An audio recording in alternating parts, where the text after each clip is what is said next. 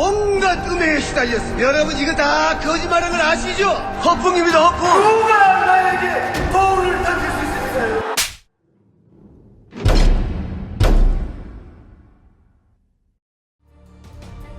줄지가 몇 개냐? 뭐? 뽀줄이 다 닦아줄게. 난 딴지에서 최저가로 팔아. 이거 정말 전설의 누룽 현미를 할 만하구나. 앰프도 누룽 현미. 지금 딴지마켓으로 오시면 전설의 누룽 현미를 맛보실 수 있습니다.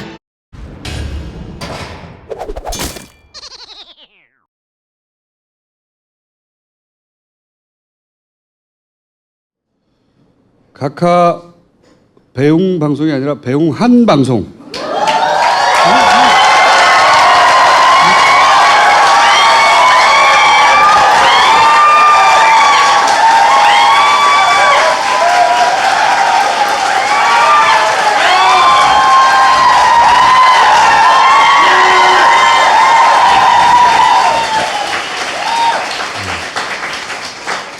고마해.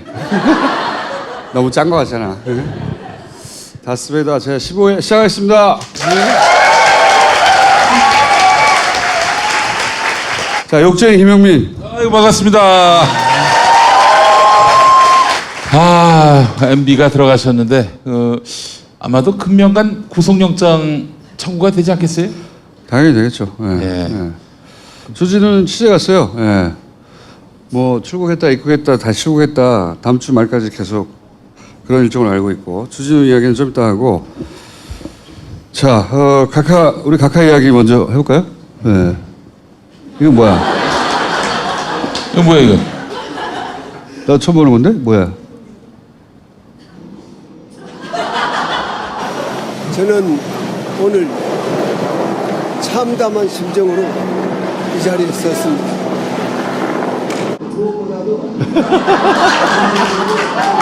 그거 아침에 찍은 거야? 아침에. 심려를 끼쳐드려서 대단히 죄송합니다.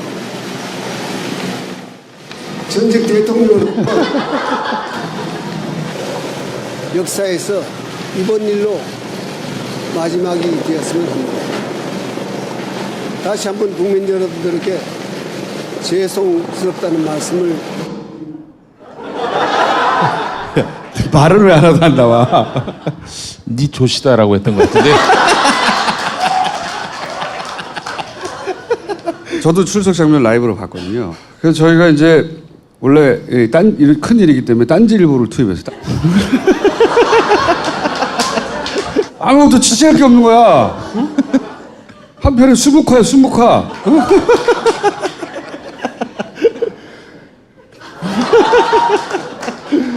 취재할 게 없어, 취재할 게. 아무런 메시지도 없고, 굉장히 비겁한 멘트를 날려갔죠. 할 말은 많은데 하지 않겠다. 할 말이 있으면 해야 하는 거고, 하지 않을 말이면 말도 꺼내지 말아야 되는 거예요. 기본적으로 굉장히 비겁하고 겁이 많고 사람을 못 믿어서 이때까지 살아남은 거거든요. 일을 맡기더라도 다 쪼개 서로 일을 모르게 하나 걸리잖아요? 걔만 보내는 거예요. 나는 몰랐다고 하고 항상 그런 방식으로 일을 처리해왔어요. 네. 근데 이번에는 한꺼번에 다 걸렸기 때문에 방법이 없는 거지. 모두가 다 걸렸으니까 보낼 방법이 없는 거야. 다 돌아섰기 때문에. 그래서 가는 겁니다 지금. 만약에 한 건만 걸렸다, 그럼 이번에 또 빠져나갔을 거예요. 걔한테 모든 걸 다 뒤집어 씌우고 그 주변 정황을 모두 다 조작하고 또는 뭐 증인을 사고 돈을 주고 해서 빠져나갔을 거예요. 예. 네. 그렇게 항상 살아남았기 때문에 그 포토라인에 서서도 기본적으로 자기가 일국의 대통령이었기 때문에 가질 수 있는 뭐 품이나 아니면 뭐 자존심이나 뭐 이런 게 있을 수 있잖아요. 아무것도 없잖아. 아무도 안 보여. 존만이에요.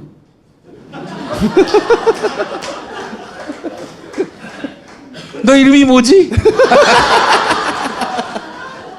다음 주에 오늘 출두했을 때 발언을 갖고 한번 새로운 연설을 만들어 보겠습니다. 오늘은 원소스가 없어서 예. 법률가들 이야기를 들어보니까 다음 주 중반쯤 아마 영장이 늦어도 그때까지는 청구가 되고 목요일 금요일쯤에는 실질 심사를 통해서 갈지 말지가 결정될 것 같다. 이런 주말쯤에는 뭐 이야기를 떨어지겠죠. 김용민의 정치쇼에서 오늘 다뤘습니다. 예. 그리고 이제 주진우는 삼성 관련 취재를 갔어요. 예. 삼성은 원래 항상 권력 뒤에서 권력을 통해서 뭔가를 움직였는데 이제는 자기들 앞을 가려줄 권력이 없으니까 막 직접 움직여요. 예. 전 다음 대선에 이재용 씨가 출마하는 게 아닐까 그런 생각도 해봐요. 예. 이번에 주진우가 확인한 건 삼성이 이명박에게 정기적으로 돈을 줬고 그리고 특별한 일이 있을 때는 또 따로 줬다 하는 걸 확인했다는 거예요. 예. 주진우가 싸가지는 없는데 사기는 안 치거든요. 예. 싸가지는 없어요. 그걸 확인한 것이고 아니 그게 사실로 드러나면은 어떻게 돼? 처벌은? 삼성이 줬다는 거지. 줬다는 거예요? 네. 김영란법 위반인가? 여튼 출국 전날 밤에 이제 만났거든요. 만나면서 사실 신세 한탄 했어요, 둘이서. 씨발 인생 족같다고. 이번 주에 이명박 전 대통령이 이제 포토라인을 쓰게 되는데 그 현장에 가시죠? 못 갈 것 같습니다. 중요한 취재가 있어서 제가 지금 어디 급히 출장 가고 있습니다. 공항 가는 길입니다. 이명박 포토라인 보겠다고 우리가 한 9년, 10년 달려왔는데 자, 어쨌든 주진우 응원해 주시고 삼성이 따라붙었겠죠? 최근에 좀 심상치 않다. 자기한테 오는 연락이나 책상 위에 그러다 죽는 수가 있다는 건 뭐 이런 메모 두고 간다든가 메모를 두고 갔어. 메모를 최근 기술 하나 짧은 거 소개드리면 예를 들어서 지난 방송 내용이잖아요. 제가 한 말을 완전히 뒤집어서 왜곡한 거거든요. 순서를 바꿔서. 근데 이거 연합뉴스에서 시작한 거예요. 보통 사람들은 연합은 팩트를 있는 그대로 보도한다고 생각하기 때문에 그냥 받아들여서 엄청 많이 받았어요. 근데 예를 들어서 이런 거 JTBC가 박수 받아야 하지만 그러나 사람들이 불만이 있다. 왜 한쪽 지역만 나오냐. 내가 한 말은 이게 아니야. 내가 한 말 완전히 거꾸로야. 불만이 있는데 근데 JTBC는 박수를 받아야 한다는 거거든. 거꾸로거든. 그리고 한쪽 지역만 나온다 이런 얘기 있는데 그럼 지금은 그런 얘기를 하면 안 된다는 거거든. 아 씨발 완전히 반대잖아. 아니 굉장히 흔한 기술이긴 해요 이게. 흔한 기술이긴 한데 근데 다스베이다 인터넷에 멀쩡히 떠 있잖아요. 긴 내용도 아니야. 3분만 보면 다 확인할 수 있는데 여기 기술 들어온 거거든 이거. 완전 사기인데. 이런 건 과거에도 많았어요. 김어준을 씹는 패턴이 있습니다. 제목만 봐요. 보질 않아. 그리고 막 질러. 문제가 되면은 막 그 시민들이 당신이 이게 다 읽었냐, 다 들었냐 이렇게 나오면은 그땐 듣습니다. 그러더니 그 말이나 이 말이나 똑같다. anyway, 그런 건 중요한 게 아니고 난 중요해요. 나도 똑같이 당했거든. 이거 뭐 진짜 원래 예전부터 그래 왔고 매뉴얼이 있나 봐 이게. 확대 재생산 되면 사실 누군가 끊어줄 법도 하잖아요. 들어봤는데 그거 아니라고. 들어봤는데 그거 아니라고 확인한 기자들도 기사를 써주진 않아요. 왜냐 김어준 두준하면은 좀 폼이 안 나니까. 섭섭하거나 그런 건 없어요. 근데 그리고 항상 그래왔기 때문에 화는 안 나는데 근데 이게 정권이 교체된 다음에 연합뉴스를 통해서 이런 기술이 들어오니까 신선해요. 이런 후진 기술은 더 이상 안 쓸 줄 알았거든요. 얘 죽이고 싶어서 환장했구나. 아니 이거 뭐 투덜대는 건 그만하고 내가 선배로서 제가 말씀을 드리는. 김어준 저 정도 말했을 거 틀림없어 씨발 이렇게 생각하니까 확인할 필요가 없는 거지. 거기까지 이해가는데 왜 지금 이런 오래된 기술을 쓰고 있을까 하는 생각을 하는 거죠 저는. 그건 여기까지고. 저 이제 드디어 경험을 하는구나. 나는 꼼수사 관련해서는 항상 그래왔으니까. 근데 신선하다는 이유가 이거 굉장히 올드한 방법이고 대단한 기술도 아니거든요. 여기 낚이는 사람도 있고 다 찾아보는 사람도 있고 뭐 아니네 하는 사람도 있겠지만 그 왜 필요하냐 이거죠. 이 지점에 그 지점에 난 주목합니다. 왜 지금 이걸 필요로 할까? 아직 선거는 본격적으로 시작되지도 않았는데 너무 일찍이잖아요. 씨발. 그래서 하여튼 주진우한테 일어난 일도 심상치 않고. 다음으로 들어가기 전에 자유한국당의 논평을 소개를 해드리겠습니다. 음침한 팟캐스트? 그렇지. 김어준은 평생 음침한 곳에서 팟캐스트나 하라. 야, 그 당 소속도 여기 와서 많이 했어. 아, 그런 건 귀엽지 그냥. 음침한 스튜디오에서 평생 팟캐스트나 하라.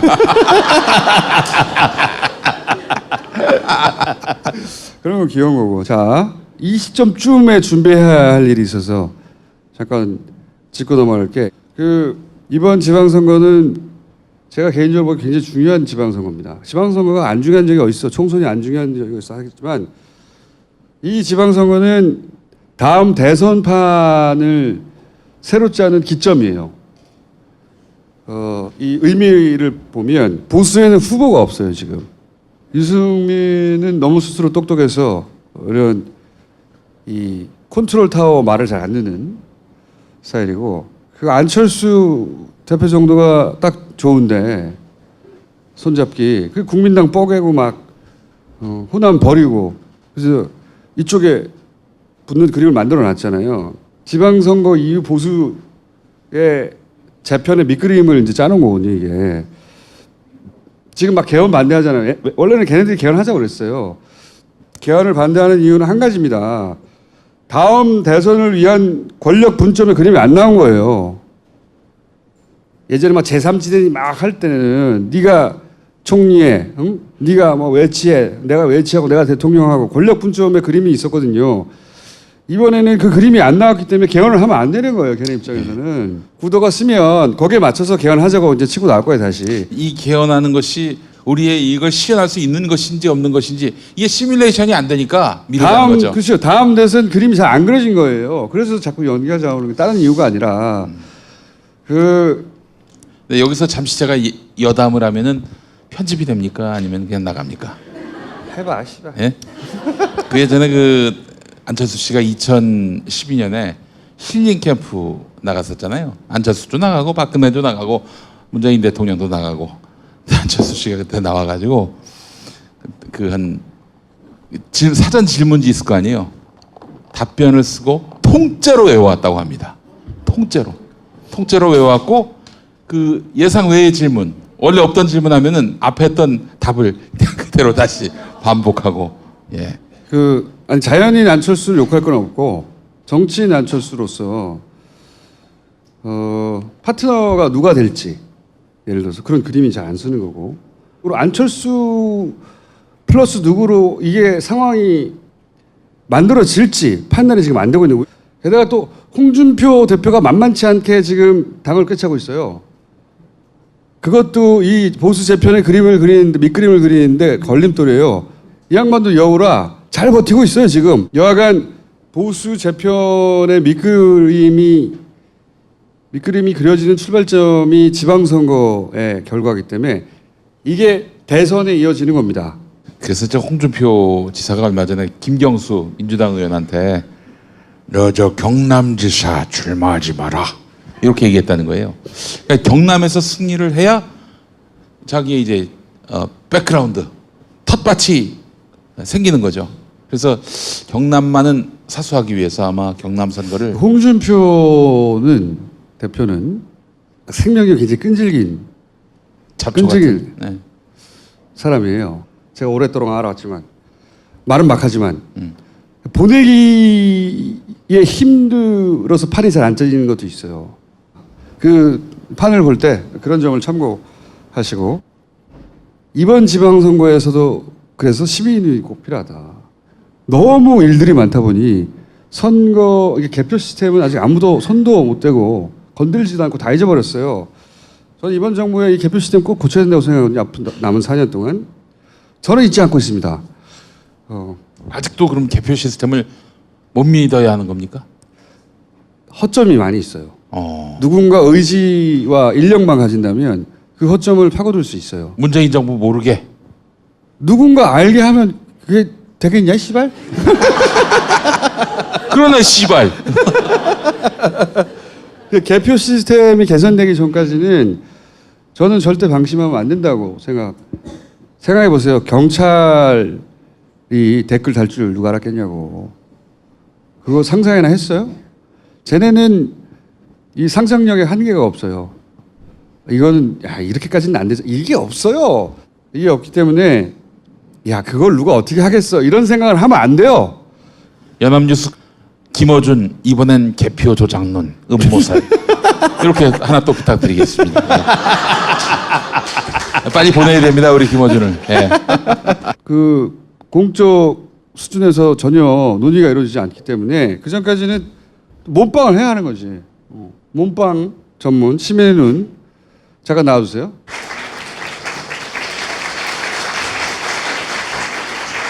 아 이렇게 늙었어요. 아, 예. 이렇게 몸빵아니라고 늙었습니다.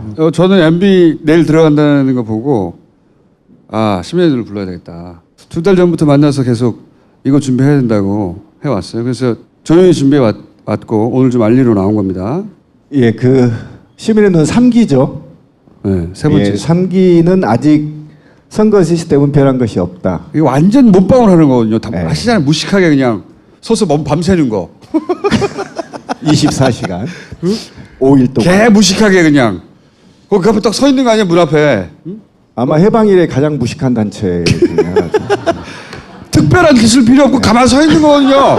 문 앞에. 아 그런데 말이죠. 그 진짜 위력이 대단합니다. 누가 근처에서 부정할 생각을. 그 문 앞에까지 못 가게 하는 경우도 있어요. 그렇죠. 그러면 그래서- 출입구가 많으니까 그래서 용인의 기흥구 같은 경우에는 건물 외곽 그것도 담장 옆에 거기서 못 들어가게 하니까 담장 너머 그 반대편에서 카메라를 대고 텐트 치고. 예 텐트 치고 예. 막 싸우기도 하고 그래 막 싸우라고 그랬어요. 그래야 아 이제 미친 놈들이 있다 저기. 진짜 미친 짓이라고 난 생각해요. 내가 그 현장을 여러 번 봤기 때문에. 용인 선관위는 춥죠. 매우 굉장히 춥죠. 춥습니다. 산 안에 있어서. 그 용인시청이 산기슭에 있어요. 그러니까 산기슭에 있는 선관위 그 앞에 거기서 이제 건물 옆 건물에 가가지고 했는데 몸싸움하고 멱살 잡고 하던 난리가 났었어요. 거기는 진짜. 이번에는 어떻게 합니까? 다른 적폐들은 하나씩 청산해 가기 시작하는데 선거 시스템이 헌법기관이잖아요. 그래서 금단의 영역처럼 느껴졌어요 지금. 또 거기에는 관료주의가 굉장히 깊게 자리 잡고 있습니다. 그래서 저희가 42,000명이 동원돼서 전국 251개 지역을 전부 다 감시했습니다. 네. 단 한 곳도 빼지 않고 다 감시했죠. 예. 과거에는 몸빵을 했지만 이제는 과학적인 분석을 통해서 사회적 교섭안이 38개로 나왔다는 거죠. 아 그래요? 그래서 이 교섭안을 그제 선관위에 통보했고 앞으로 청와대, 국회, 각 정당에 다 통보해서 이 38개 조항을 반드시 지방선거 전에 어떻게든 예를 들면 해서 중요한 거 해야 한두 개만 알려줘봐요. 예를 들면 투표지 분류기 같은 경우가 이번에 오동작을 거의 대부분을 일으켰죠. 거의 전국에 동시에 다 있었습니다. 아 그래요? 예, 광주 지역은 4시간 동안 투표가 중단됐어요. 선관위가 투표지 분류기를 폐지 못하겠다고 저렇게 고집을 피니 그러면 절차를 바꾸자. 그렇지. 예, 네. 그 얘기를 한번 네. 해주시죠. 원래 선관위의 논리는 사람이 다시 한번 일일이 확인하니까 기계가 오류가 있다 하더라도 사람이 잡는다 이거 아니에요. 그러면 사람이 일일이 확인하고 그런 다음에 기계가 넣어도 선관위 논리대로면 똑같은 시간이잖아요. 정말 그 논리가 맞다면 순서만 바꾸자. 그래도 이 기계를 통해 일어나는 오류들은 다 없어지는 거거든요. 그러면 간단하게 말하면 그런 제안을 한 거죠. 그렇죠. 네, 뭐 그대로 하되 순서만 바꾸자. 선관위에 이때까지 주장했던 논리대로면 못 바꿀 이유가 없어요. 기계를 했다가 사람이 일일이 확인하니 전혀 문제가 없다. 그러면 사람이 일일이 확인하고 일본이 그렇게 하거든요. 기계로 확인하자. 아무 문제가 없어요. 논리적으로는. 그걸 요구했다는 거죠. 그렇죠. 그 요구가 되어 있고 또 이제 거소 투표가 가장 큰 문제입니다. 전국의 거소 투표소 10명 이상 거소 투표가 약 1,100군데 정도가 있거든요. 거소 투표가 뭡니까? 장애인 시설이나 시설들 가서 하는 거죠. 예. 그런데 직접 투표소로 못 오는 분들을 위해서. 그렇죠. 네. 그런데 이 투표의 책임이 그 시설 기관장한테 있어요. 그러니까 이 시설이 전국 동시에 이루어진 게 아니라 그 일정 기간 내에 하고 싶은 날 하는 거예요. 그런데 저희 중앙선관위하고 시민의 눈이 1,100곳을 모두 다 배정을 해서 참관하겠다 해서 선관위가 허락을 해서 갔는데 일정을 다 배정했을 거 아닙니까? 네. 그런데 우리 시민의 눈이 감시하기 전에 이미 투표가 완료돼 버렸어요. 그러니까 감시자나 참관인이 없이 거소 투표가 완료돼 버리는 거예요. 자유한국당과 네트워킹이 돼 있는 시설 같은 경우에는 그런 거 많이 많습니다. 했죠, 과거에. 많이 네. 있습니다. 아니 네. 지금도 있었습니다. 그 투표권을 그 원장이 다 일괄 행사해 버린다든가 그런 일이 엄청 많았거든요. 그걸 이제 막아보려고 했는데 지난번에는 그렇게 막아보려고 했더니 이미 다 끝났더라 이거지. 문제가 굉장히 심각했던 것이죠. 안 되네 그거는. 하여튼 그렇게 정리해서 지금 조섭에 들어갔다. 그렇죠. 38개 조항이 개선돼야 중앙선관위 시스템도 신뢰를 얻고. CCTV는 CCTV도 들어가 있습니다. CCTV 예, 들어가 있습니다. 꼭 들어가야 되거든. 그거. 그러니까 이게 무슨 CCTV와 시계. 예, 시계도 들어가 있습니다. 존나 원시적인 시계. 저 초침이 돌아가는. 그렇지. 그런데 그 개선 사항이 저희가 이번에 교섭안에는 이런 게 있어요. 아니야. 초침이 돌아가고 그 밑에 디지털 날짜가 표시돼야 돼. 예, 맞아요. 같이. 반드시 있어야 돼요. 24시간 돌리고 나면 똑같이 돌아가잖아. 응? 이번에는 아예 선관위 구역 내에 지역 선관위 251개 구역 내에 컨테이너 박스나 이런 걸 아예 모델링을 만들어서 거기에 보관을 해서 외부에서나 내부에서나 다 볼 수 있게끔 하는 것이 어떻겠냐라는 제안이 지금 되어 있는. 이제 시민연대는 끝났을 거라고 생각하셨겠지만 아니고 계속 준비해 왔고 지금 나올 타이밍이 돼서 지금 나온 겁니다. 그래서 혹자들이 그 시민의 눈이 그 감시병에 걸린 사람들이 미쳤다 이렇게 얘기를 하는데 음모론에 젖어서. 그렇지 않습니다. 저희는 초중파 운동이고요. 촛불혁명 이후에 국가 시스템에 전체적으로 시민들이 참여하고 감시하는 것이 트렌드더라. 이게 저희가 미쳐서 감시하는 게 아니고 어떻게 5만 미치기도 명이 했지. 예. 미쳐서 감시하겠으면 시스템들이 전부 오픈돼서 시민들이 곳곳에서 참여하는 것은 트렌드이기 때문에 이것이 뭐 특별한 건 아니다. 이제는 계속 자, 그럼 필요한 게 뭐예요 지금? 선거운동 밀착 감시 활동이 이번에 추가된 겁니다. 5월 30일부터 시작됩니다. 이때 여야를 막론하고 후보들 전면 밀착 감시를 선언하는 겁니다. 그래서 저희가 원래 좀 무식하잖아요. 예. 모든 후보를 카메라 들고 쫓아다니는 거야. 예. 24시간 해서 아예 선거운동의 적폐를 시민이 직접 뿌리를 뽑자 이번 참에. 더더욱이 이번에는 사람들 진짜. 허위사실 유포, 국가기밀 누설, 비방, 폭로, 특히 지역감정, 가짜 뉴스. 예, 가짜뉴스 이것 모조리 촬영해서 경찰과 중앙선관위와 경찰 다 연계해서 그냥 토스 그 즉시 고발 조치해서 즉시 수사를 단행해서 처벌할 수 있는 제도를 만들어라 이렇게 교섭안이 들어가 있거든요. 시계 꼭 예. 들어가야 돼. 시계. 시계는 이번에 꼭 들어갈 겁니다. 꼭 걱정 들어가야죠, 마십시오. 시계. 예. 그래서 그동안에 저희가 일상적인 자원봉사 활동을 했어요. 중앙에 상근자 한 명도 없었고요. 비용도 제로였는데 모금으로 시작했거든요. 너무 불안해. 그래서 자, 땡큐 먼저 하고. 전국적으로 가겠습니다. 그러니까 하고 싶은 말 빨리 해 그러면. 예, 그래서 중앙에 사무실도 좀 있어야 되겠고, 그다음에 상근자도 있어야 되겠고, 저 혼자 하기가 이제 힘들어요. 앵벌이 그래서 나온 거 아니야 지금. 많이 활동에 가입해 주시고 관심 가져주십시오. 네. 010-9629 그렇죠. 2500번이고요. 전화번호만 기억하시면 됩니다. 그래? 전화번호만. 010-9629-2500 알겠습니다. 문자 주십시오. 010-9629 2500번. 예. 010-9629 2500번. 아니 근데 이 모두가 거의라고 하죠. 거의 모두가 잊고 있었는데 이 시민의 조직은 계속 조직을 다져왔어요. 다 잊고 있을 때 다시 등장한 겁니다. 우리 이렇게 요만큼 준비되어 있으니까 도와달라고. 이 시민의 눈 도와줘야 돼요. 누구나 할 수 있습니다. 누구나 할 수 있고 밤잠 없으면 됩니다. 근데 선거 시스템은 굉장히 단순하고 투명해야 됩니다. 그렇지. 이 시스템이 후진적이라면 선진적 시스템을 도입하는 게 맞거든요. 가장 그래서 원시적으로 그렇죠. 누구나 집계를 해야 보면 된다. 그렇구나라고 인식해야 되는데 독일처럼 해야 돼. 예. 지금 굉장히 대부분의 유럽 국가처럼 해요. 투표하고 거기 까고 사람이 세고 그게 기술이 없어서 그렇게 하는 게 아니에요. 그게 가장 간단한 거예요. 왜 그걸 안 했냐고 그렇게. 지금 그렇게 안 돌아가고 있으니 일단 그 전까지는 몸빵하는 겁니다. 몸빵하는 것이고 이분들을 꼭 도와줘야 된다. 자, 끝. 그러니까 우리가 다 잊고 있을 때 읽고 계속 하고 있었던 거예요. 예. 근데 제가 사실 지난 대선 때 이렇게 지키시는 분들 만나뵀는데 밤 12시에 갔는데 여성 두 분이 거기서 지키고 계시는 거예요. 오히려 여성들이 더 많아요. 네, 항상 남자 쓸모없다 생각하는 게. 최강의 전투력은 50대 중반의 여성들이야. 아무도 이길 수가 없어.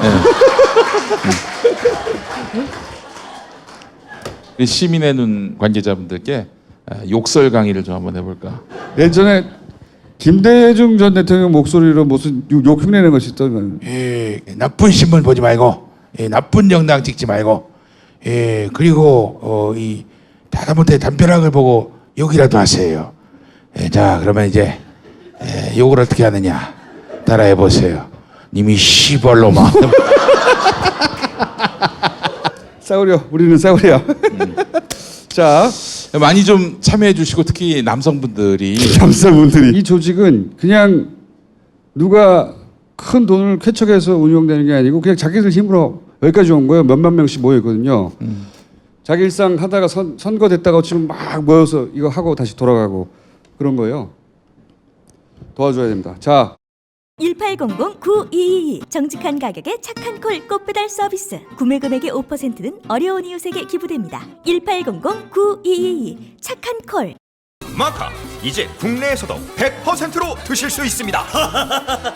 딴지마켓에서 파는 마구마카 남녀노소 모두에게 줬어. PPL 시간이 돌아왔습니다, 여러분. 자, 첫 번째 광고는 엠푸드의 누룽현미. 초등 딸내미가 있는 사장님이 더 잘 먹고 잘 살기 위해 개발한 누룽현미. 네, 여러분 현미 좋은 거 다 아시죠? 당뇨 환자들에게 쌀밥보다는 현미밥이 좋은 이유 잘 아실 겁니다. 영양 만점이기 때문인데요. 자, 맨날 먹는 그 밥이 개밥은 아닌데 자식 잘 먹고 잘 살게 하기 위해 허겁지겁 밥을 먹게 됩니다. 자, 누룽현미 맛이 나는 고소한 누룽현미를 직접 먹어봐야 그 맛을 압니다. 자, 여러분 누룽현미 맛. 우리 육식을 좋아하는 김어준 총수조차도 밥을 안 먹어요. 보니까 같이 밥을 먹어봤는데 이 양반 고기만 먹습니다. 고기만 먹어요. 그래서 어느 날 가보면은 고기만 없고, 고기만 없는 탕수육, 여러분, 소스만 있는 거예요. 소스만. 자, 밥은 절대 안 먹습니다. 자, 육식을 좋아하는 김어준 총수도 유일하게 먹는 곡기는 바로 누룽현미밥입니다. 자, 야근 약사에게 누룽현미는 딴지마켓에서 여러분 누룽현미 많이 사랑해 주시기 바랍니다. 자, 새시대 필수품 케어된 이거 사용해 보신 분 계십니까? 이를 안 닦는 제 아들이 이를 닦기 시작했습니다. 이 닦기 싫으면은 이거 리체의 케어된 4D 전동 칫솔을 강력하게 권합니다. 일상생활에서 바쁘면 치아 관리가 힘들지요. 치과 갈 일이 있더라도 미루고 못 가게 되는 현실, 또 가면 욕먹을까봐, 비난 들을까봐 치과에 못 가는 분들이 많이 계십니다. 평소에 치아 관리 잘하면 그런 걱정 왜 합니까? 케어되는 세상에 없던 기술로 만들어진 전자동 칫솔입니다. 회전과 좌우 운동을 동시에 하는 칫솔모, 치아에 닿는 순간 칫솔모의 회전력에 의해서 자동으로 깊숙한 곳까지 들어갑니다. 치아와 치근 부위에 칫솔모가 닿아서 플러그를 세정해주고 잇몸 마사지까지 해줍니다. 또한 기존 칫솔로는 놓치기 쉬운 치아 사이의 이물질을 쉽게 제거하고 사랑니의 끝부분까지 깔끔하게 세정해줍니다. 자, 어르신부터 어린이까지 남녀노소 누구나 사용이 가능합니다. 세상에 없던 기술, 시대를 앞선 칫솔. 네, 리체의 케어된 4D 전동 칫솔 많은 사랑 부탁드립니다. 매일 아침 10시 5분 103.5MHz 예, SBS 라디오 김용민의 정치쇼 많은 애청 부탁드리겠습니다.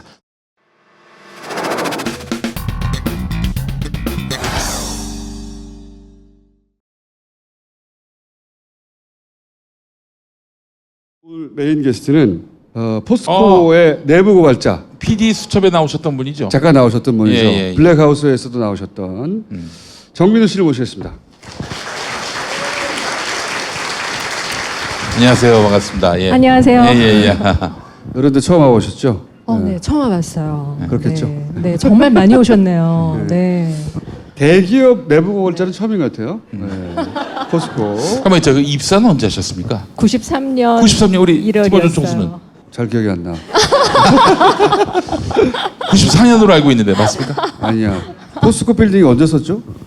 빌딩 선계 96년에 그럼 그때. 아이고 빌딩 후배시구나. 썼을 때 첫 입사했으니까. 곧 나왔지 근데. 오늘 모신 이유가 이제 각하가 들어갔는데 그건 용돈에 불과하고 진짜 공과금 자꾸 말씀드리지만 그 양반 입장에서 공과금 수준이에요. 그 수도 요금 수준에. 100억. 그렇지 100억 공과금이에요. 진짜 드신 거는 아직 털급도 나오지 않았다. 근데 그렇게 해먹은 유형 중에 자원외고 유형 들어봤죠? 또 금융기관을 통해서 우리가 왜 농협 이거 프로토타입이다. 다른 금융기관을 통해서 털어먹었다. 이제 곧 나올 겁니다. 그리고 국내 기업하고 이렇게 거래하는 과정에서 이권을 혹은 돈을 해외에서 받아먹은 거 이런 거 있어요. 그 중에서 기업을 털어먹은 가장 대표적인 케이스가 포스코입니다. 이게 포스코 케이스를 이해하고 연구하면 아 이렇게 해먹었구나. 다른 데서도 이렇게 해먹었겠구나. 그런 유형들을 이해할 수 있다. 근데 그 중에서 가장 생생한 한 건을 PD수첩에서도 했고 그리고 블랙하우스에도 했고 저희도 지난주에 잠깐 다뤘죠. 네. 그 사건을 누구보다 잘 파악하고 있는 내부자시고 그리고 그 외에 다른 건들은 없는가 그리고 그 돈은 어디 갔는가 도대체 그 얘기를 이제 하러 아직 한 번도 공개되지 않은 이야기죠. 그 어디 갔는가 하는 거는 본격적으로 공개되지는 않았어요. 네. 재밌네요. 마적대와 포스코. 마적대. 이게 포스코 계열사 사장이 나중에 이 이명박이 해먹을 보고 마적대가 해먹었다고 다 덜어먹었다 그렇게 표현했었거든요. 네. 마적대가 와서 다 해먹었. 말로 표현할 수가 없다고 도대체 어떻게 이거? 그 마가 마적대. 할 때 마인가요? 마적대. 감사합니다. 이거 웃어주셔서. 저희는 절대 안 웃어줘가지고. 아니 생각보다 싱크로율이 정말 좋으세요. 자, 포스코는 우리가 저수지했는데. 아, 네, 제가 늘 말씀드리는 요지예요. 다스는 이명박이 자기 회사를 자기 회사라고 하지 않으면서 대통령의 자리에서 자기 배를 불린 케이스죠. 쉽게 얘기하면. 그렇다면 포스코는 어떤 케이스냐면 자기와 전혀 상관없는 국민 기업이고 출발은 민족 기업이죠. 공기업인 걸로 아는 분들이 많습니다. 문의는 민영 기업이고 실질적인 지배 구조, 기업이 생산하는 제품의 성격 모두가 공기업이에요. 네, 그리고 멤버들 역시 거의 공무원과 비슷한 순한 토끼들이시고요. 아마 제가 포스코 50년 역사에서 최초로 나온 내부 고발자일 겁니다. 네. 그럴 겁니다. 한마디로 크레물린이군요. 크레물린 같은 조직이라고 볼 수도 있는데요. 네. 박태준이라는 분을 아시죠? 예. 그분에 대해서 옛 사위가 미안하다. 고승덕 씨. 그렇죠. 자식이 많다 보면 이상한 애들도 나오게 됩니다. 옛 사위. 네. 제가 얘기해 볼게요. 제가 포스코를 잠깐 몸담았던 사람으로서 저하고 참 안 맞았는데 나중에 월급 많이 준다고 그래서 갔어요 그때. 포스코는 자부심이 굉장한 자기 자부심. 우리는 국가의 중추야. 이런 자부심이 그때 당시 똘똘 뭉쳐 있던 곳이었거든요. 우리는 전 세계 최고야 이런 거. 아무도 우리를 못 이겨. 이런 자신감과 실제 그런 실력도 있었고 돈도 많았죠. 그런 자부심이나 혹은 그렇게 쌓아온 실적을 한 방에 다 보낸 거죠 지금, 그죠? 한 방에 보냈죠. 한 방에 보냈어요. 그 MB. 다 털어먹었어. MB가 다 털어먹었어. 마적대처럼. 마적대라는 표현은 포스코 계열사 사장이 한 거예요. MB가 마적대처럼 다 털어먹었다고. 그분이 굉장히 문학적인 표현을 잘하시는 분이신데요. 너무 적절하게 표현하셨어요. 마적대라는 게 한번 훑고 지나가면 그 마을에 남는 게 없다고 하잖아요. 훑고 지나가고 불도 지르고 갔다라고 표현을 하셨어요. 그분이. 아무것도 남은 게 없다. 똥도 싸고 간 것 같은데요? 불도 지르고. 죄송합니다. 예. 아니 그 마적대 M을 위시한 그 두목이 와서 불을 다 지르고 간 덕분에 저는 솔직히 제 개인적으로 말씀드리면 포스코라는 틀 안에서 화초처럼 저희 편안하게 잘 살 줄 알았어요. 그리고 어떤 아까 이제 우리 총수님께서 그 말씀하셨는데요. 그게 사실이에요. 그 뭐라고 해야 되지? 우리는 포스코 그 멤버들은 그런 게 있었어요. 우리는 이제 그 대한민국 산업의 중심이고 산업에 그렇게 교육하고 들어갔고 들어가는 순간부터 이제 교육이 막 쏟아져요. 그래서 저는 좀 그런 교육에서는 발이 떨어져 있는 약간의 그런 면에서는 아웃사이더였는데 그래도 저 같은 아웃사이더도 어떤 생각을 갖고 있었냐면 우리는 정말 많은 돈이 있기 때문에 우리가 제대로 된 경영자만 만나면 좀 어마어마한 기업이 될 수 있다, 성장할 수 있다라는 그런 자신감이 있었어요. 근데 정준양 말년이 되니까 회사에 돈이 없대요. 정준양이 누군지 간단하게 브리핑해 드릴게요. 정준양은 포스코 박태준 회장부터 쭉 이어져 온 회장 중에 가장 양아치스러운 사람입니다. 한마디로 그 혀를 낼름거리는 모습을 보면 M하고 비슷해요. 이렇게. 네. 그래서 저희 포스코 정말 그 말씀을 하셨어요. 언제 포토타임을 잡아야 될지 모르겠다. 맨날 혀를 낼름거리고 있어가지고 그 정도로 천박스러운 그런 사람이었는데 그런 사람이 이제 M에게 초이스를 받죠. M은 포스코를 너무 잘 알았어요. 많이 아시는 것처럼 그 M의 그 재산의 시작이 되는 도곡동 땅을 포스코에서 사주죠. 아, 그렇죠. 예. 포스코 김만재 회장 때 M이 직접 와서 부탁한다라고 그 국정감사 문서에 다 나오죠. 이건 제가 드리는 얘기가 아니라 국정감사 문서에 나오는 얘기들입니다. 그랬던 포스코 M은 또 포항 출신이잖아요. 자기 고향에 있는 기업이고 어릴 때부터 내 고향은 오사카다. 저 오사카 상이시죠. 어떻게 그게 오사카 상이 우리 대통령이 됐는지도 참 의아스러운 일이지만 그분이 아마 그분 입장에서 모든 걸 보면은 일은 명쾌한 것 같아요. 포스코가 어떤 데인지 너무 잘 알고 저 안에 돈이 많이 있다는 것도 너무 잘 알고 그리고 그분은 돈을 너무너무 좋아하는 사람이잖아요. 저 돈을 내가 마음대로 쓰려면 회장만 내가 알아서 초이스해서 넣으면 모든 게 끝나는 거예요. 근데 그때 또 박태준이라는 분은 그 창업자예요. 포스코의 창업자. 그분도 이제는 나이 들어서 힘이 없고 그 상태에서 정준영이라는 사람을 MB가 자기 또 하나의 집사가 있어요. 박영준. 그저께 소환되셨죠? 예, 지식경제부 차관 지냈고 이상득의 15년 보좌관 지낸. 박영준 그분을 그런 식으로 소환하면 안 돼요. 그분은 정말 제대로 들어가셔야 될 분이고요. 오늘 우리 M께서 소환되셨잖아요. 저는 정말 개인적으로 너무 기쁜 게 그분이 슬기로운 감방 생활을 죽을 때까지 하셨으면 좋겠다라고 생각해요. 왜 제가 이런 생각을 하는지는 오늘 이제 설명드리는 한 케이스만 보셔도 이거는 한 케이스거든요. 이런 케이스가 포스코 안에 수십 개가 있습니다. 그래서 그분께서는 큰 플랜을 잡으시고 자기 말을 잘 들을 수 있는 흠결이 무지 많은 양아치 같은 정준양을 박영준을 통해서 포스코 회장으로 만듭니다. 흠결이 없으면은 지멋대로 할 수가 있어요. 통제가 안 돼. 왜냐면 난 깨끗하니까. 난 뭐 털어서 나올 게 없으니까. 근데 흠결이 많은, 약점이 많은 사람을 갖다 앉혀야 핸들링이 가능하기 때문에. 아, 그래서 양아치를. 예, 정주영 씨 이 방송 보면 저 고소하겠네요. 고소해! 현피 한번 뜨자고. 저기 저 포항에서.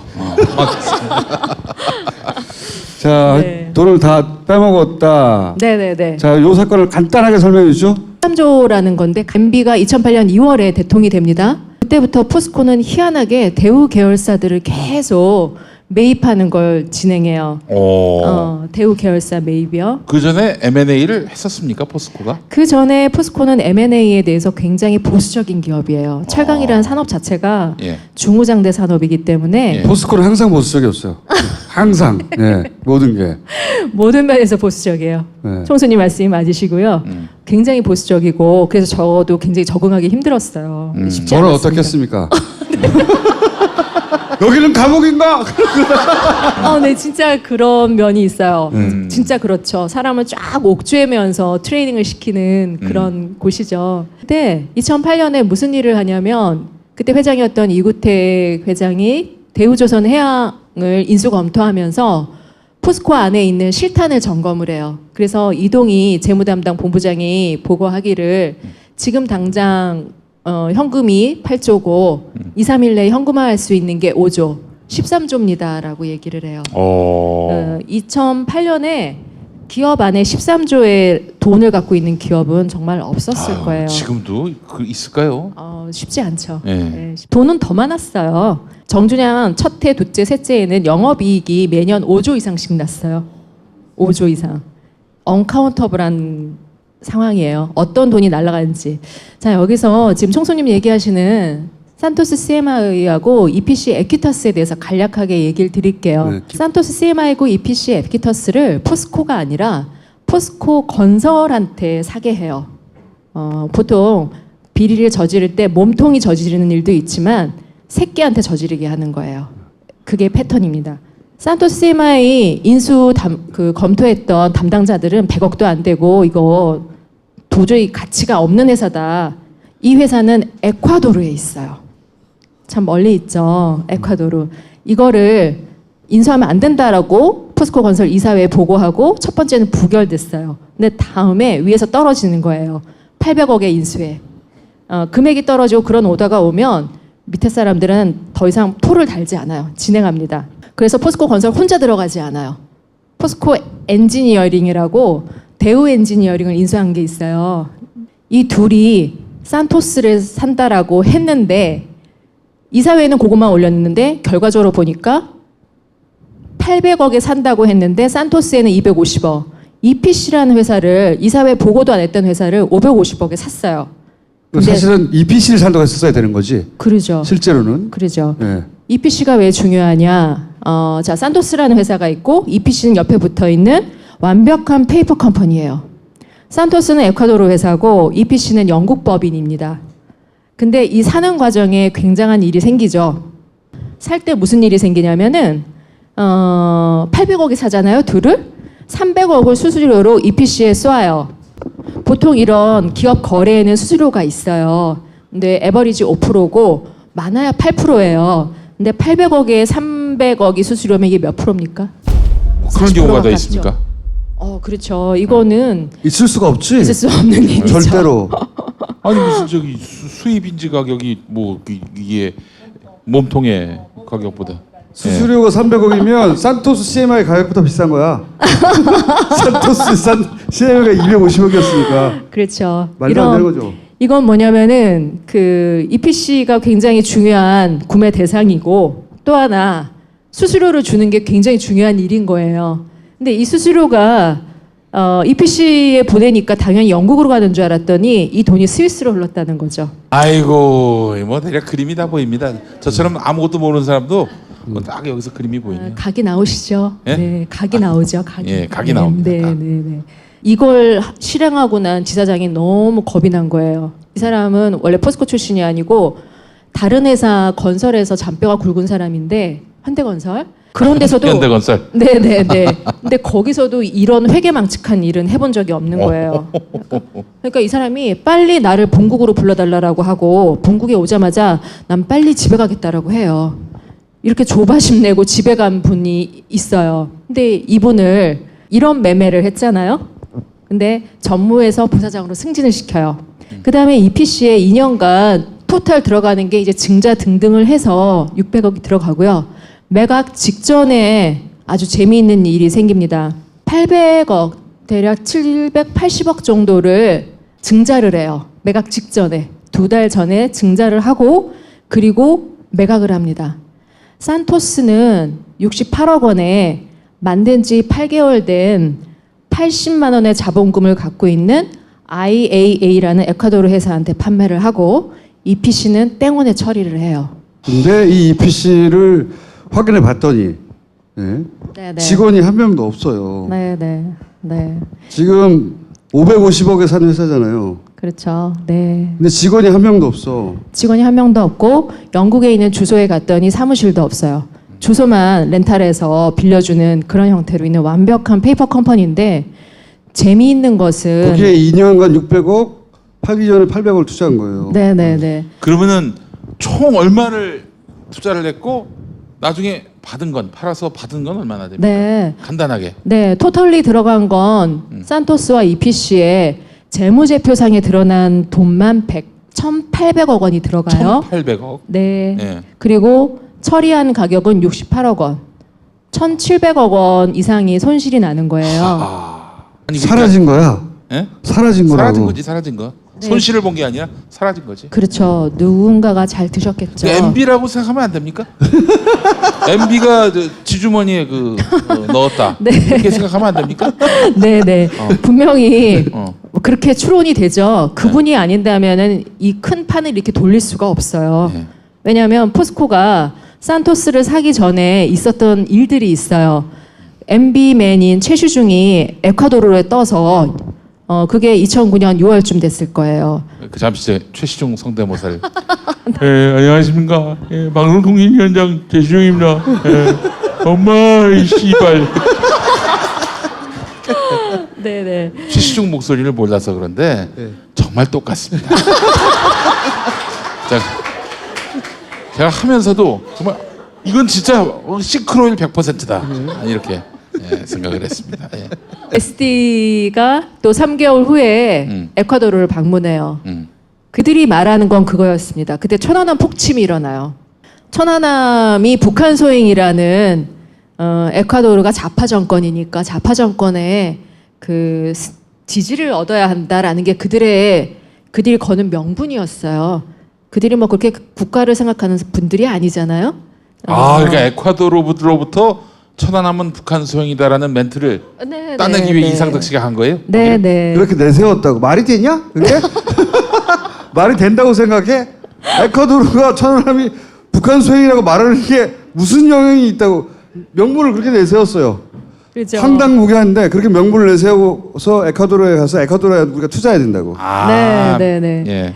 그렇게 저도 말이 안 되는 소리, 저도 말이 안 되는 소리.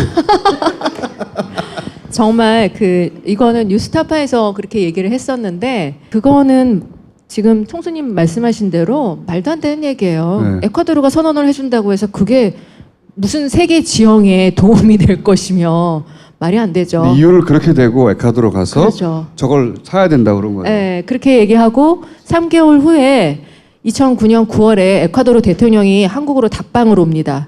답방을 와서 한국 기업이 산토스를 사달라고 그래요. 얘기가 된 거지. 가서 이거를 사달라고 우리한테 요청해라 라고 얘기가 된 거고.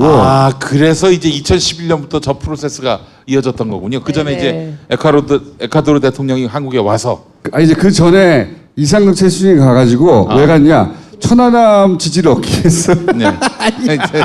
이 개구나 씨발.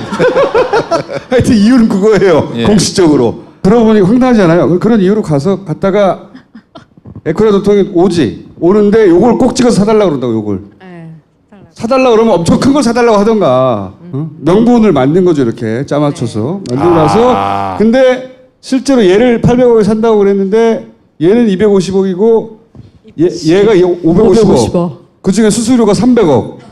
그런데 이 그 에쿼티스는 여기를 550억에 샀는데 직원이 한 명도 없고 주소도 없고 아무도 없어. 빵원이야 빵원 활동이 아무 내역이 없어요. 그런데 계속 투자가 이루어져. 네네, 그렇죠. 그리고 팔기 직전에 또 800억을 투자해요. 그리고 빵원에 팔아요. 네네, 빵원에 팝니다. 빵원에 이거 보면은 미친 짓이잖아요. 그냥 보면 완전 미친 짓이거든요. 그래서 그 에콰도르의 지사장이었던 사람이 너무 무서우니까 돌아왔는데 자기 잘릴 줄 알았더니 부사장 됐다는 겁니다. 그 사람을 부사장 시켰고 또 이 과정이 이제 정말 재밌는 부분인데요. 마지막에 다시 산토스를 매각을 하잖아요. 매각하는데 그걸 산 사람이 도밍게스인가 하는 사람이에요. IA라고 아까 말씀드린 만든 지 8개월에 자본금 80만 원짜리. 그 사람이 원래 산토스의 원소유주예요. 그 사람하고 거래를 한 거죠. 잠깐 몇 년 회사를 빌려줘. 사실상 돈 좀 떼줄게. 그 사람이 그러니까 80만 원짜리 회사를 하나 세워가지고 요 돈 68억을 받은 거예요. 네, 네. 원래 주인이. 네. 아, 씨발. 근데 이 십새끼 감옥에서 나오면 내 마음의 감옥에 가둘 거야, 이 개새끼야. 근데 참 재밌는 게 뭐냐면은 저는 이 패턴을 꼭 보셔야 돼요. 여기 처음 사면서 일어나는 거, 수수료 가는 거, 중간에 이제 회계 조작이 일어나기 시작하는데요. 아까 말씀드린 대로 EPC는 페이퍼컴이라고 그랬잖아요. 그런데 포스코 건설과 포스코 N, 제가 포건 포엔이라고 할게요. 포건 포엔이 부지런히 EPC에 뭔가 비즈니스가 있는 것처럼 재무제표상 신고를 해요. 레코드를 만들어 놨는데 레코드 만드는 것도 좀 머리를 많이 쓰지 성의가 없어요. 어떻게 되냐면 포건, 포엔, 포스코가 EPC에 대한 재무제표가 똑같아야 돼요. 각자 중구난방으로 만들고 포엔은 2013년과 12년과 13년에 EPC 손실을 마이너스 1100만 원으로 2년 연속 똑같은 숫자를 집어넣어놔요. 그리고 팔 때도 웬만하면 다른 사람 구해서 플레이를 해야 되잖아요. 근데 다시 했던 애랑 또 하고 너무 성의 없이 일을 진행하는 게 저는 참 그래서 이게 어떻게 생각이 되냐면 이런 일들이 너무 많았던 거예요. 너무 많으니까 아니 디테일 사기를 쳐도 하나하나 좀 성실하게 사기를 쳐야지. 이 씨발 그거 사기 칠 게 너무 많았던 거예요. 아, 이게 수사가 된 적이 없었습니까? 지금까지 수사된 적 없고요. PD수첩 방송 지난달 말이죠. 28일 날 방송하고서 3월 2일 날 바로 고발장을 넣었어요. 이 고발장이라는 건 솔직히 사정기관이 자신 있게 움직이도록 퍼포먼스를 해주는 거거든요. 예. 밖에서 이제 돕는 퍼포먼스를 했죠. 네. M은 그렇게 스케일이 작은 분이 아니에요. 아까 우리 총수님 그 얘기하셨죠? 국내 뇌물 100억? 이분한테 100억은 껌도 아니에요.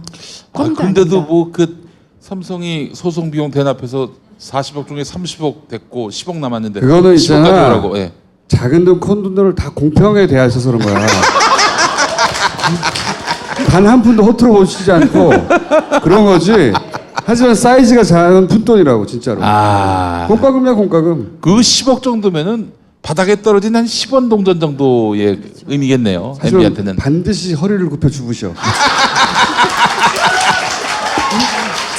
이분의 스케일대로 오픈을 해드려야 돼요. 이분의 스케일대로. 그러면 정말 포스코에서 나와야 돼요. 이분이 얼마나 스케일이 크신지는.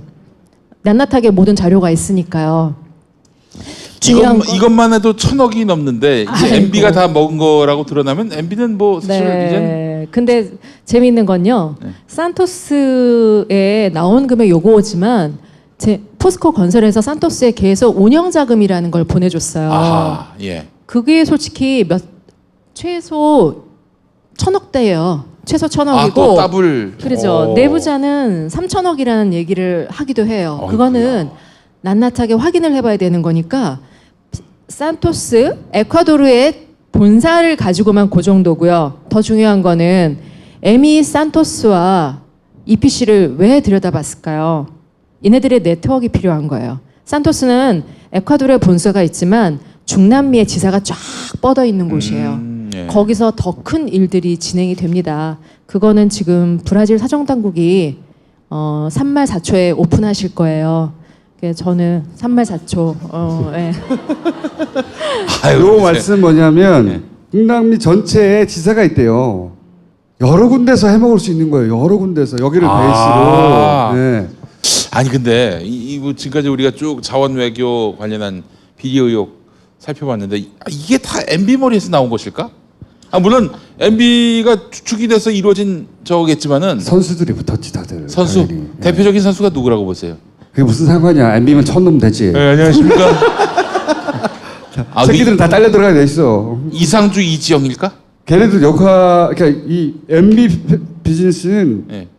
격벽처럼 이루어져 있어요. 격벽처럼. 제가 지금까지 경험한 바에 의하면 요쪽 덩어리는 얘네만 알고 저쪽 덩어리는 얘네만 알고 그런데 그중에 거의 유일하게 왔다 갔다 하는 케이스가 이지영. 해외에서 돈을 모아야 될 거 아니에요. 어딘가로. 그렇죠. 그렇죠. 그리고 삼성과의 거래는 저는 이상주 사회를 의심합니다.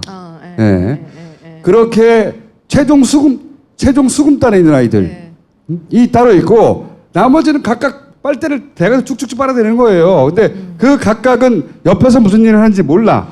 제가 여태까지 알기로는. 이지영을 반드시 잡아서 어떻게 하려고? 족칠 거야 이 새끼야. 이지영이 이 집안의 브레인이죠. 이 집안의 브레인이고 지금 총수님 얘기하신 대로 각 거점별로 거점 우두머리를 뒀을 거예요. 그리고 당연히 이게 MB가 마스터시고 그 밑에 조직화된 팀이 움직이는 거죠. 그거는 최순실에서도 패턴이 똑같아요. MB 패턴과 최순실 패턴이 똑같습니다. 최순실은 너무 구멍가게처럼 했고요. 최순실도 팀이 있어요. 여기는 글로벌하게 했어요. 글로벌하게 제대로. 재밌는 얘기 해드릴게요. 포스코에서는 이게 투자 실패다 뭐 그런 식으로 변명을 하죠. 그럼 투자 실패였다면은 그 관계된 사람들이 다 거기에 따른 응당의 책임을 져야 되잖아요. 예. 관계된 사람들 모두 다 승진을 했습니다. 모두 다. 초기에 했던 조땡땡, 윤땡땡 다 승진했고요. 그들은 제가 조땡땡으로 들었습니다. 깜짝 놀랐습니다. 예. 자, 조땡땡, 윤땡땡은 다음에 포스코의 부사장, 계열사 사장으로 다 승진들을 해요. 승진들을 하고 그 중에 한 명은 포스코로 복귀할 때 유독 산토스 자료만 다 챙겨서 갔다는 게 비서의 증언이에요. 그 정도로 괴로웠던 아이템이고 관리해야 되는 아이템이기도 한 거예요. 너무 티나게 해서. 너무 티나게 했기 때문에 또 이렇게 오픈이 된 거고 전체 패턴이 다 나온 거고요. 그리고 또 하나 중요한 인물이죠. 전땡땡이라고 있으세요. 전땡땡이 이분은 대우인터 인수, 성진지오텍 인수, 정준양이 했던 그 말도 안 되는, 그러니까 쉽게 얘기하면 10원짜리 기업을 1,000원에 사는 거예요. 그 인수를 다 했던 사람이거든요. 이런 사람 만약에 정상적인 기업이라면 어떻게 해야 돼요? 집에 보내야죠. 그리고 구상권도 청구해야 돼요. 그렇죠. 근데 이 사람은 어떻게 하냐면은 전땡땡은 그 2015년 검찰 수사는 뭐 이렇게 말씀드리면 뭐하는데 우병우의 대표적인 기획수사예요. 우병우 라인이. 최윤수가 우병우 라인이라는 건 다 아시잖아요. 최윤수 국정원 기조실장인가요? 네, 국정원 2차장 했죠. 2차장, 네. 그 전에 중앙지검 3차장을 해요. 우병우, 최윤수, 그 밑에 특수부장 조땡땡. 요 라인이 대표적으로 이거 이렇게 얘기가 너무 깊어지니까 그냥 쓱 갈게요. 그때 정준양과 함께 세트로 들어간 게 전땡땡이에요. 갔는데 전땡땡과 정준양이 수사를 그렇게 거지같이 하고 기획수사를 끝냈는데 무슨 제대로 된 결과가 나오겠어요. 그러니까 2심까지 무죄가 나왔어요. 작년에. 그랬는데 전땡땡을 바로 포스코 폭언에 자문으로 발령을 내는 거예요. 자문만 돼도 최소 2억대 이상의 연봉이 나와요. 그죠. 그런데 이 전땡땡을 최근에 권어준 현 회장이 어떤 식으로 발령을 내냐면 한국철강협회라고 있어요. 철강협회. 우리나라 철강협회 회원사들이 다 모이는, 그러니까 한국철강의 얼굴과 같은 역할을 하는 그 자리에 전무로 발령을 내요. 전땡땡을. 이런 말도 안 되는 일들이 계속 일어나고 있는 게 정준양, 권어준의 9년이에요. 그럼 이건 뭐냐면 이 사람들은 위에서 오다 내린 대로 충실하게 역할 잘한 사람들, 그에 따라서 보상받은 사람들이라고 봐야죠. 그 외에 이제 말씀하셨다시피 하나가 아니라 해외 투자를 70건 정도 했는데 절반 정도가 이런 식의 자원 관련이고 그 외에 이런 산토스들이 엄청 많다는 겁니다. 아, 엄청나게. 네. 네? 네.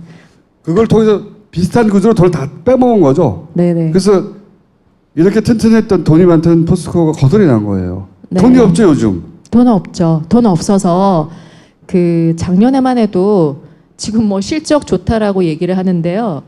그 우량 채권들 자산들을 팔았어요. 그 KB 같은 경우 그런 주식들은 포스코 미래를 위해서 둬야 되는 거예요.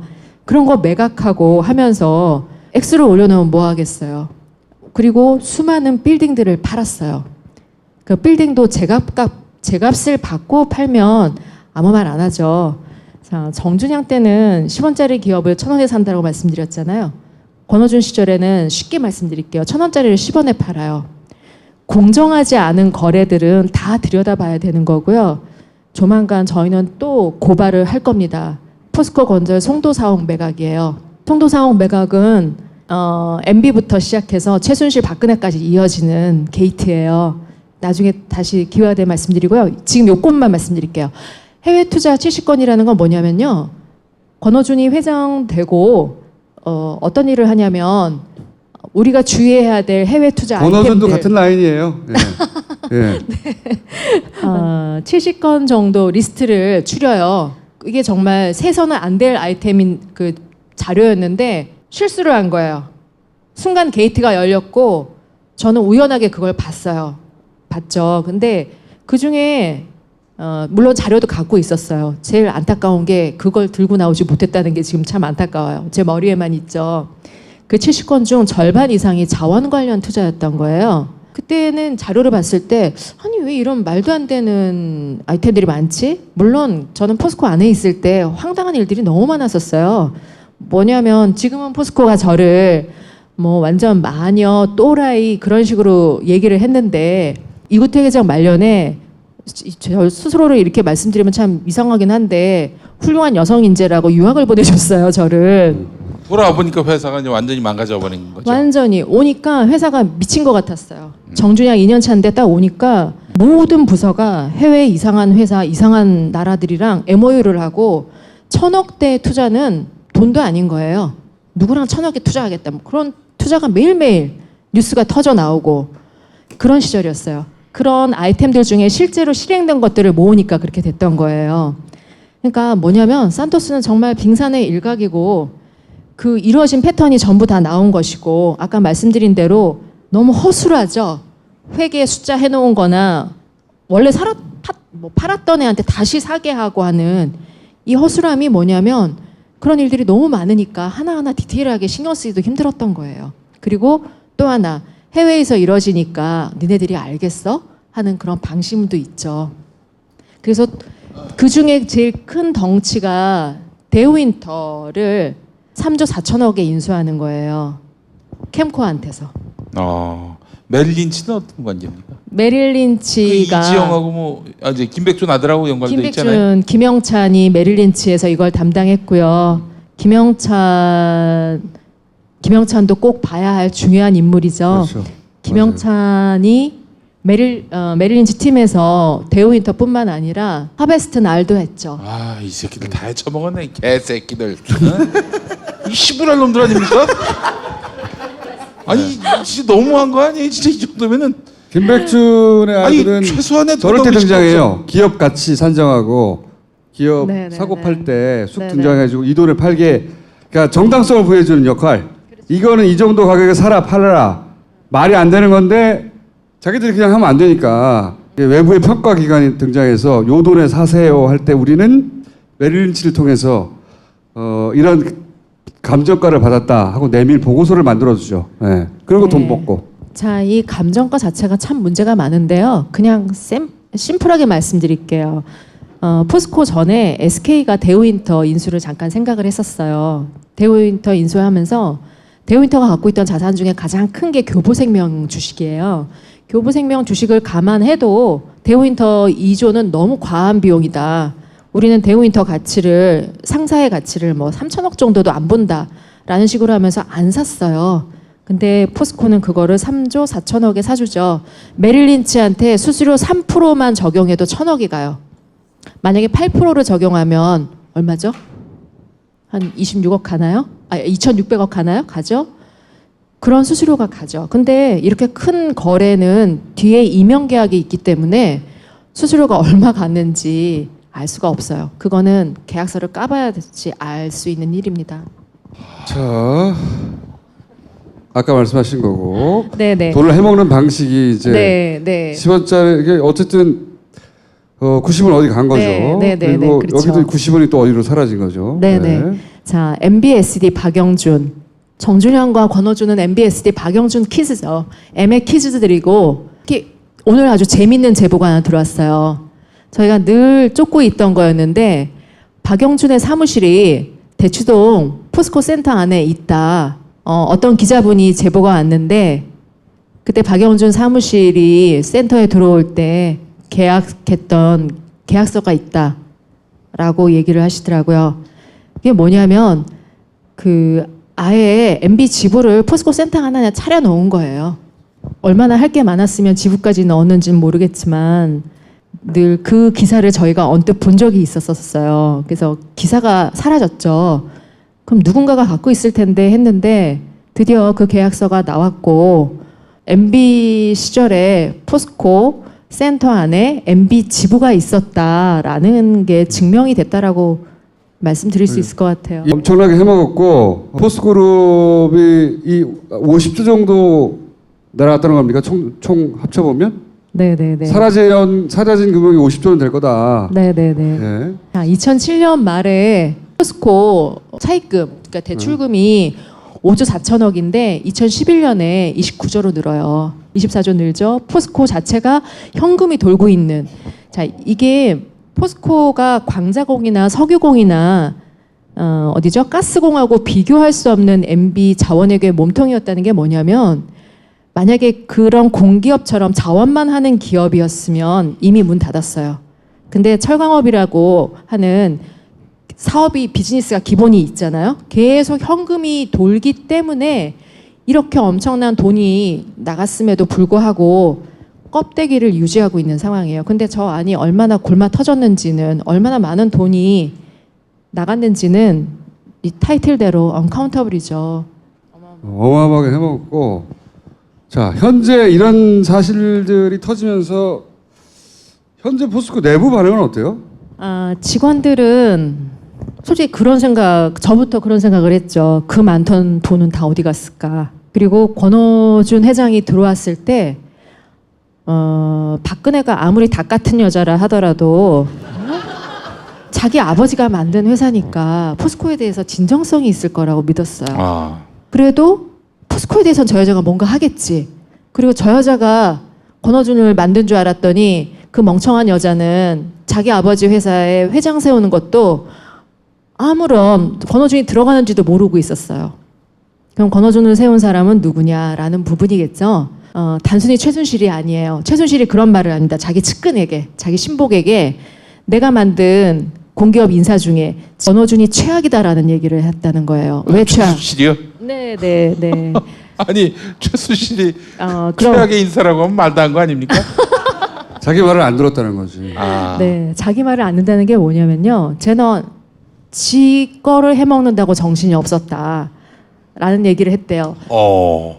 근데 직계 아니라 이제 이어져 내려온 그렇죠. 해먹는 라인을 계속 타고 오셨던 거죠. 그렇죠. 그 비즈니스를 계속한 브라더예요. 응? 브라더라고 봐야죠. 도감처가 뭡니까? 도감청은 뭐냐면 지금 포스코가 어떤 상황이냐면 우리 북한의 5호 담당자면 그런 얘기 하잖아요. 그럴 정도로 직원들을 철저하게 감시를 한다는 거예요. 내부 고발을 못하게. 네, 그러니까 내부에서 정보가 절대 못 새나가게. 물론 제 역할도 컸어요. 제가 들고 나오는 바람에 안을 얼어붙게 만들었죠. 얼어붙게. 그래서 이런 분위기가 된 거에 대해서 좀 저는 솔직히 저희 동료 선후배들한테 미안한 마음도 있어요. 그렇지만 저 도둑질을 계속 보고 있을 수가 없죠. 아니 어떻게 포스코는 MB 정권이 아직도 계속되고 있습니까? MB 사람들이 그대로 있으니까 계속되고 있죠. 또 지금 뭐 네. 정부가 나서서 이 주무르기엔 또 민간 기업의 허울을 또 쓰고 있는 것이고. 네, 민간 기업의 허울을 쓰고 있기 때문에 지금 우리 문정부는 절차와 그 정당성을 굉장히 중시하시잖아요. 그래서 이걸 정리해 줄 수 있는 곳은 언론이 나서 주셔야 돼요. 언론이 나서 주셔야 되는데 지금 포스코는 그 언론 광고비에서 5대 메이저예요. 포스코가 무슨 소비재 기업도 아님에도 불구하고 광고비 5대 메이저로 꼽힌다는 건 굉장히 문제가 크죠.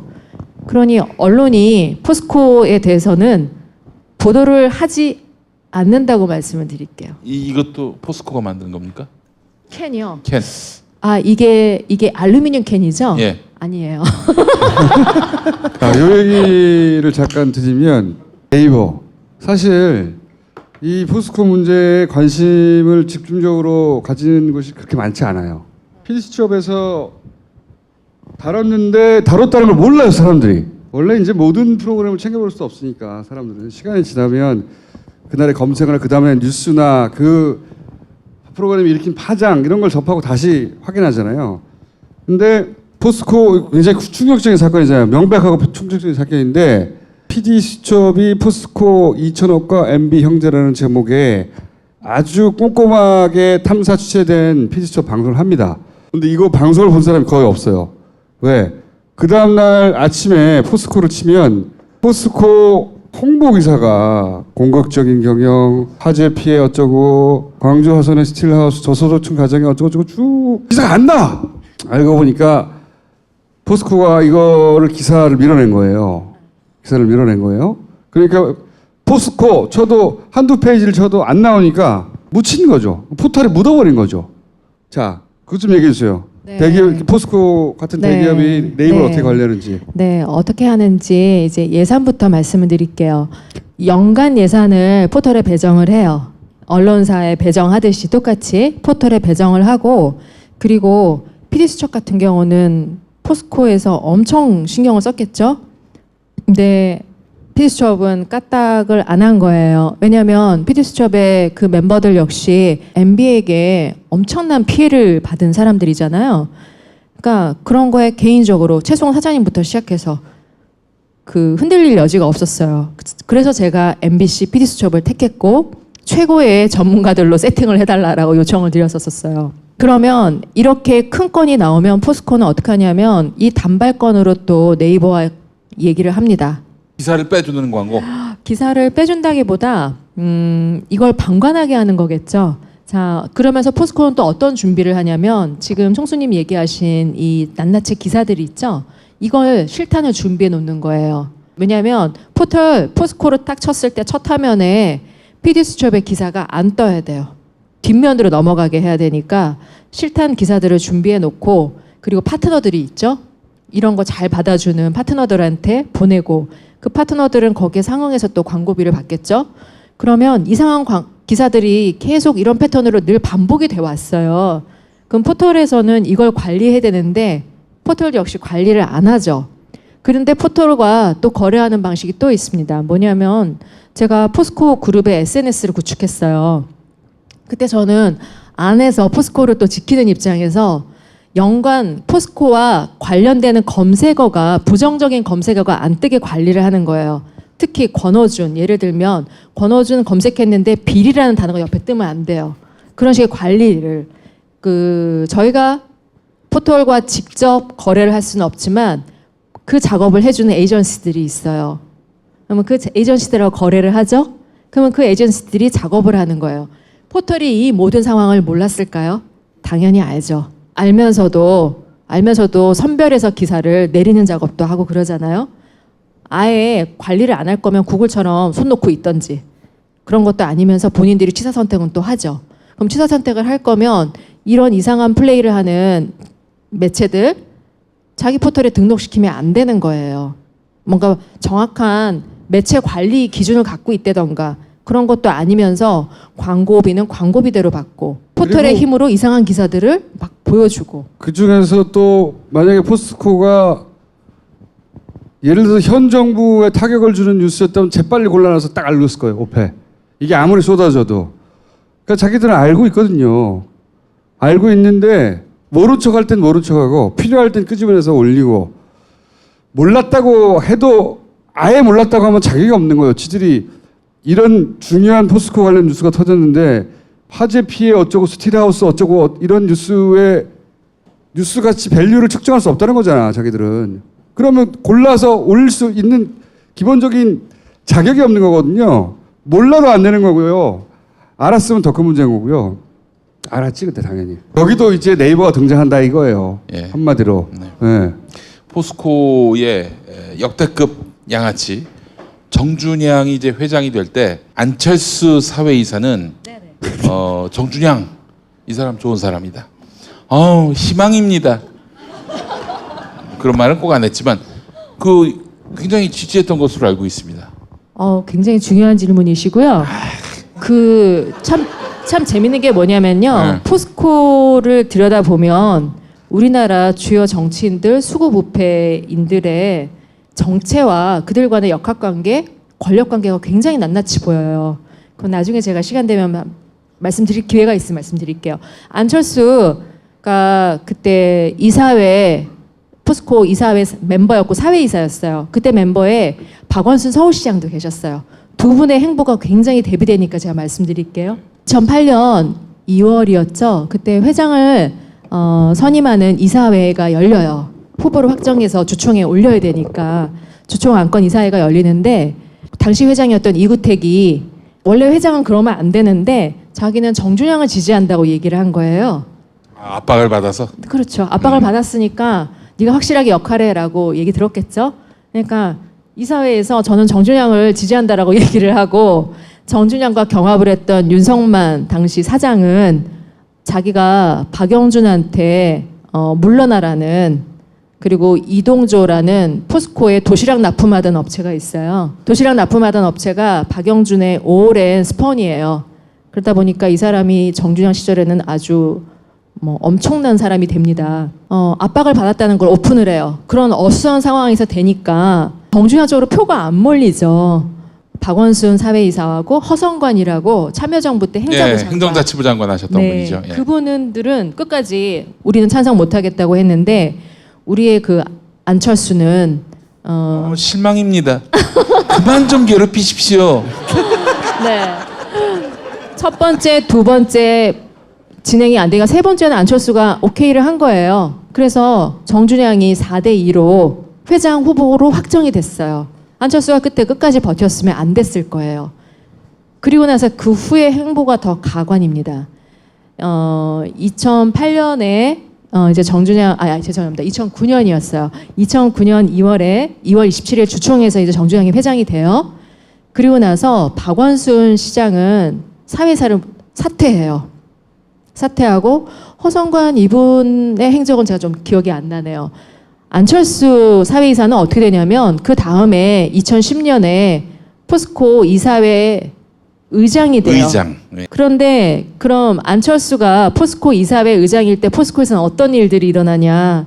아까 말씀드린 대우인터 3조 4천억 원 매입, 성진지오텍 부채 비율 1600%의 회사를 1600억에 삽니다. 그리고 계속 증자를 해서 지금까지 성진지오텍에 들어간 돈이 1조예요. 그리고 이 썩은 회사를 우량회사에 집어넣어서 거기서 직원을 1100명 이상 잘라내는 상황이 되고 상장 폐지도 됐어요. 아이고, 야, 이 양반 큰일 날 양반이네. 네, 그런 회사가 다 인수 승인을 안철수님께서 다 방망이를 두드려 주셨어요. 여기에 대해서 그때 우리 대선 때 문제 제기를, 왜냐하면 포스코라는 기업의 이사회 의장으로서 안철수가 하는 행보를 보면 이 사람의 색깔이 다 나와요. 그 MB 시절에 포스코 이사회 의장이 됐다? 과연 이 사람은 그때 그 M과 등등과 관련이 없다라고 얘기할 수 있나요? 그럼 제가 MB 아바타입니까? 그리고 거기에 대해서 한 번도 제대로 된 해명을 한 적이 없어요. 그 중요한 의사결정을 다 했고, 그렇죠? 그 이사회 그분에 대한 자세한 얘기는 너무 많지만 그 큰 것만 말씀드릴게요. 그런 분이 대선에 나왔다. 그래서 그때 모 의원이 안철수 네거티브 공격을 하셨죠. 포스코 이사회 의장일 때 당신이 했던 일에 대해서 해명해라. 박범계 의원이. 예.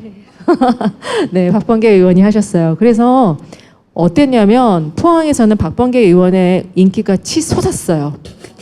정말 치솟았어요. 저분이 포스코를 제대로 아는구나. 저분이 뭔가 해주시겠구나. 근데 요즘 조용하셔가지고 굉장히 실망들이 많으세요. 솔직히 말씀드려서. 그때 그렇게 소리 지르더니 왜 지금 아무 말도 안 하고 있는 거야. 근데 안철수 그분이 포스코에서 했던 행적 그거 하나만 봐도 그분의 정체 아이덴티티가 나와요. 말씀드리기. 아유, 재밌으셨죠, 여러분? 질문 잘했죠? 네. 앞으로 각하는 이제 불려갔고 불려간 건만으로도 못 나와요. 못 나오는데 불려간 건의 액수들은 공과금 수준의 완전 진짜 공과금. 예? 공과금도 안 된다 사실은. 우리 공과금 부담스럽잖아요. 각하한테는 이거는 정말 잔돈이에요.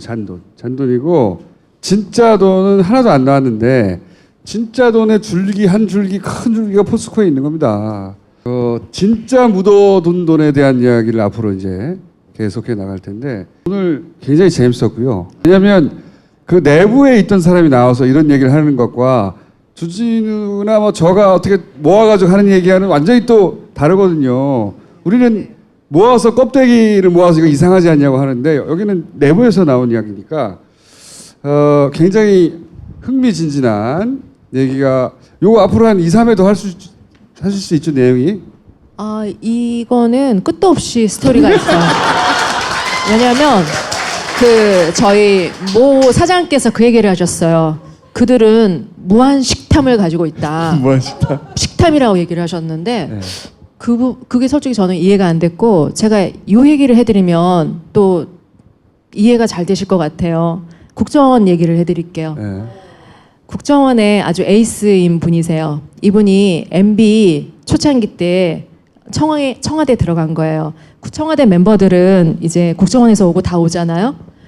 이분은 굉장히 그러니까 스탠다드한 공무원이었던 거예요. 근데 자기 상사들이라고 있는 사람들, 비서관이니 이런 사람들이 하는 짓이 도저히 참을 수가 없었던 거예요. 참을 수가 없어서 다시 국정원으로 돌아가겠다고 신청을 해요.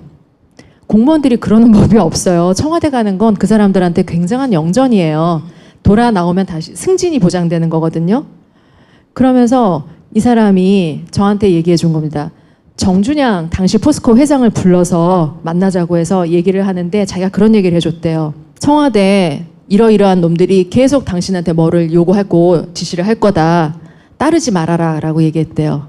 이 공무원 입장에서 보니 얘네들은 나란 일을 하러 들어온 게 아니라 돈을 털러 들어온 애들이었다는 거죠. 근데 이분이 간과한 게 있어요. 정준양은 걔네들의 똘마니예요. 똘마니를 데려놓은 애인데 그걸 모르셨던 거죠. 모르고 너무 안타까운 마음에 정준양이 그 얘기를 하신 거예요. 저는 속으로 멍하고 그런 사례가 있었어요. 그거는 청와대 안에서 MB 정부 초창기 때 일을 했던 국정원 멤버의 얘기예요. 그리고 이 자원외교를 왜 MB가 내세웠는지. 자원은 사기치기 최고의 아이템이에요. 특히 해외 자원. 그 차원에서 많이 관심 가져주셨으면 좋겠습니다. 자, 오늘 이렇게 길게 여러 방송 여러 군데 안 되지만 짧게 출연하셨지만 얘기를 쭉 들어보니까 앞으로 이분이 자주 나올 것 같죠? 네. 자주 모실 겁니다. 오늘 첫 맛배기였고요. 박수 부탁드립니다.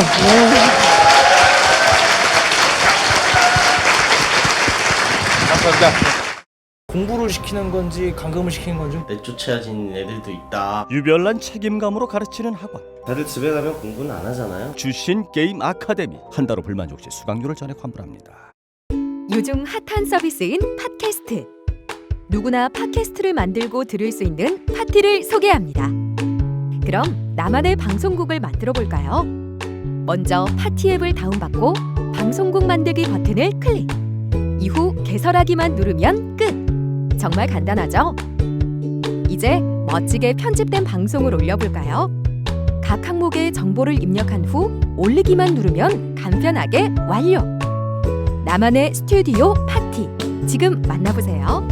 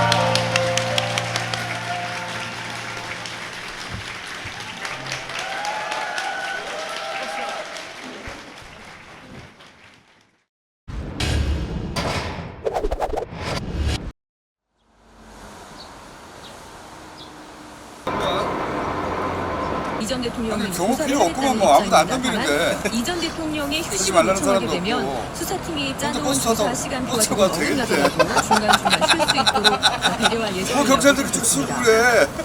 네. 조사를 조사 진행할 녹화 계획이다 이걸 이렇게 밝혔습니다. 이 투명한 혀를 조사를 몇번 위해서는 내밀어. 반드시 이 영상 녹화가 필요하다고 수사팀이 판단을 했고요. 거짓말할 때만 혀를 다만 내밀어. 피의자의 동의가 있어야 가능. 하고 싶은 말 일단 거짓말. 마지막이었으면 좋겠다. 여러분 이거 다 거짓말인 걸 아시죠? 검찰 새빨간 거짓말입니다. 자, 일만 이제 하시겠지. 이명박 전 대통령은 형님이라는 호칭을 사용할 것으로 보입니다. 예, 실제 박 전 대통령 머리 당시에도 심은 게 그렇게 많이 호칭을 빠졌네. 했었습니다. 이 부분은 전직 대통령이기 때문에 특별히 직함으로 호칭을 해주는 게 일반적이라고 합니다. 네, 그렇죠. 야 나는 씨발 대통령이 이곳 봤을 때 총순이 검찰 망그러더라 출입 씨발 검찰에서. 김우준 조사를 씨라고 하더만 말씀드렸는데 씨발. 이 아까 말씀드린 조사를 받게 참여대우 되는 아니야? 천으로 사실 지금 자리 총수라고 불러줘야지 그러면. 안보 환경이 매우 엄중할 때 국민이 야 잘 풀리고 있어 억지하지 마. 심려를 끼쳐드려서 대단히 죄송합니다. 머리 많이 빠졌네. 아니 나는 이제 포토라이 아니라 이제 영장 심사받으러 갈 때 복장이 바뀌잖아.